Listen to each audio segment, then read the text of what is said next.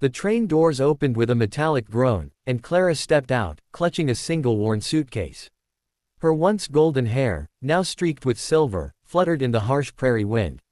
She scanned the platform, her heart pounding, not with hope, but with shame. She had been chosen as a mail-order bride for a wealthy merchant. But when he saw her, his face twisted in disgust. Too old, he had said in front of everyone. Send her back. The station master avoided her eyes. People whispered. Some laughed behind gloved hands. Clara remained still. She had nowhere to return to. No family. No savings. Only this one chance to belong somewhere, to not die forgotten. Just as tears threatened to fall, heavy boots echoed against the wooden boards. A tall rancher stepped forward. Broad shoulders, sun-weathered skin, eyes that held quiet storms of sorrow. His name was Jacob Reed, known across the plains as the man who lost his wife and child in a winter storm. A man who hadn't smiled in years. He didn't look at her with pity or judgment. Instead, he simply asked, "Ma'am, do you need a home?" Clara blinked, stunned by the gentleness in his voice. Her lips trembled as she whispered, "Sir, I was sent back." Jacob lifted her suitcase as though it weighed nothing. "Then someone was blind," he said, turning toward his horse-drawn wagon. "If you'll have it, be mine instead." The wagon rattled along the dusty path as Clara sat quietly beside Jacob. She dared not speak, afraid this kindness was temporary, afraid he might change his mind. Jacob didn't force conversation, his presence was steady, like the land itself. The afternoon sun painted long shadows over the rolling hills as his ranch came into view, a wide stretch of golden grass, worn fences, and a lonely house standing like a memory no one dared approach. As they reached the porch, Jacob paused. "You're not here as a servant," he said quietly. "Not as charity. If you stay as my wife." Clara's breath caught. "But you don't even know me." Jacob met her gaze. "I know what it feels like to be left by the world." Inside, everything was simple but kept with care. A picture of a young woman and child sat on the mantel. Clara looked at it, then at Jacob.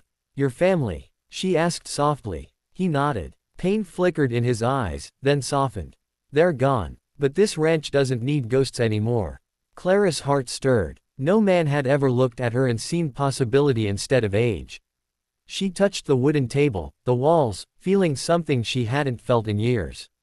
Belonging. Jacob spoke again, almost hesitant.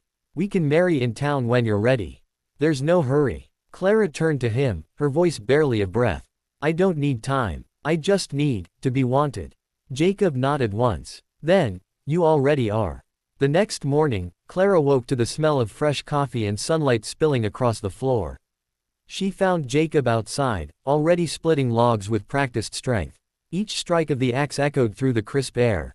For the first time in years, she felt anticipation instead of dread for a new day. "I made breakfast," she said, her voice shy but steady. Jacob glanced up, offering a rare, faint smile. "Thank you, Clara." That smile warmed more than the morning sun. As they sat by the hearth, Clara asked, "Why did you choose me?" Jacob didn't hesitate. "Because you didn't hide your sorrow. Only the honest ones know how to build something real again." Later, they rode into town for supplies. Whispers followed. Women stared. One muttered, "She's too old to be a bride." Jacob stopped walking, turned to them. "She's my wife," he said firmly, his deep voice echoing. "And she's more woman than any of you will ever be." The entire room fell silent. Clara's eyes filled, not from shame this time, but with a feeling she'd never known, protection. Respect. As they returned home, she whispered, "Thank you." Jacob only tipped his hat, as if defending her was as natural as breathing. That night, she stood at the window, watching the stars. For the first time in decades, she let herself dream. Spring came early that year. With Clara's help, the house transformed, clean windows, warm meals, flowers in jars. The ranch began to feel alive. And Jacob, once silent as stone, started speaking more. Asking about her past. Telling stories of his own. One evening, while repairing a fence together, their hands brushed. Clara froze. Jacob didn't pull away. Instead, he gently covered her hand with his voice low.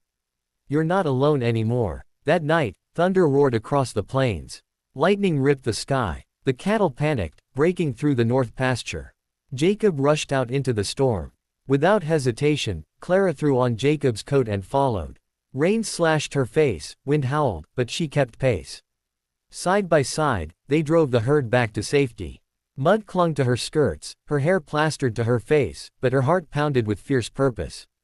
When they finally secured the last gate, Jacob turned to her, rain streaming down his face. "You could have stayed inside," he said. Clara met his gaze, lightning flashing between them. "I told you, I'm your wife." In that storm, he saw not a fragile woman, but a partner. An equal. The loneliness he had carried for years cracked open, and something new began to take root. The storm passed, leaving the land fresh and glistening beneath the morning sun. Clara stood on the porch, wrapped in Jacob's coat, watching dawn break. She heard the soft creak of the door behind her. Jacob stepped out, holding 2 cups of coffee. He handed her one and spoke quietly. "I buried my past a long time ago. But I never planned for a future, until you." Clara's heart trembled. "And now," Jacob turned to her fully. "Now, I want to live again. With you." She looked out over the ranch, the place that had once felt like a silent graveyard. Now it felt like the beginning of something sacred. Jacob took her hand and knelt, not in grand ceremony, but in deep sincerity. "Clara Reed," he said, voice steady, "you were sent back by a man who couldn't see your worth. But I see you. And for the rest of my life, I will prove that you were never too old, you were always perfect for me." Tears blurred her vision as she whispered, "Yes, I am yours." In that moment, the loneliness that had haunted 2 souls found its end. And as the wind swept across the fields, carrying the scent of new blossoms, it felt as though the land itself sighed in relief, welcoming the return of life, love, and hope.